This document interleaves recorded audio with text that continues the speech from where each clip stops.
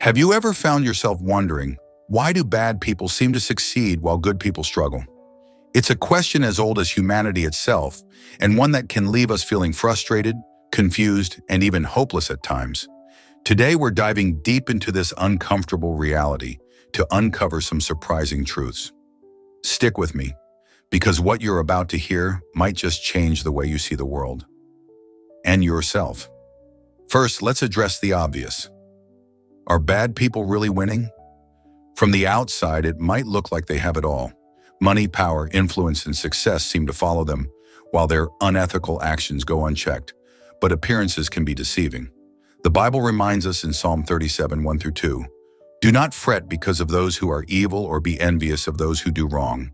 For like the grass, they will soon wither. Like green plants, they will soon die away." What we see as winning is often short-lived. Material success doesn't equate to lasting fulfillment, peace, or joy. In fact, many so-called winners are burdened by guilt, fear, and emptiness. They might win for now, but at what cost? In Ephesians 6:12, we're told, "For our struggle is not against flesh and blood, but against the rulers, against the authorities, against the powers of this dark world, and against the spiritual forces of evil in the heavenly realms." This verse reveals a deeper truth.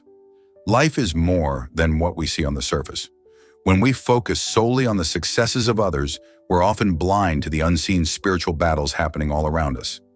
Evil might seem to prevail in the short term, but the ultimate victory belongs to God. The real question is, where do you place your faith? Many of us ask, if God is good, why does He allow bad people to prosper? The answer isn't simple, but here are three key perspectives to consider. Testing our faith. In James 1:2-3, we're reminded to consider it pure joy whenever you face trials of many kinds, because you know that the testing of your faith produces perseverance. Seeing injustice tests our patience and strengthens our reliance on God. Free will. God created us with the freedom to choose, and some people choose paths of greed and selfishness. Their success is often a result of exploiting this freedom. However, God's justice is not absent. It's just on His timetable, not ours. Eternal perspective. Life on earth is temporary. In Luke 16, Jesus shares the story of the rich man and Lazarus, highlighting that earthly riches mean nothing in the face of eternal consequences. What matters most is not who wins now, but who wins in eternity.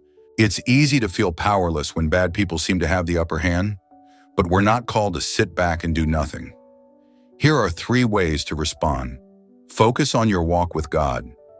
Don't let the success of others distract you from your own journey. Stay faithful, even when it's hard.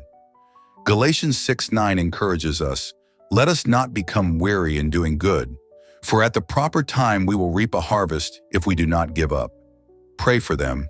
This might feel counterintuitive, but Jesus commands us in Matthew 5:44 to love your enemies and pray for those who persecute you. Praying for others can soften your heart and remind you of God's sovereignty. Be a light. The world is full of darkness, but your actions, no matter how small, can make a difference. Romans 12:21 tells us, "Do not be overcome by evil, but overcome evil with good." Stand firm in your values and trust that your faithfulness will have an impact. Here's the truth you need to hear. Bad people might win in the short term, but their victories are fleeting. True success isn't measured by wealth, power, or fame. It's measured by a life lived in alignment with God's will. In the end, justice will prevail. Revelation 20:12 assures us that everyone will stand before God and be judged according to what they have done. So the next time you feel disheartened by the triumph of the wicked, remember this: God's plan is bigger than what we can see. Trust Him, stay faithful, and don't give up. Because in the grand scheme of eternity, the only real victory is a life with Him. If this message resonated with you, don't forget to like, share, and subscribe for more uplifting and thought-provoking content. Let's grow together in faith and understanding.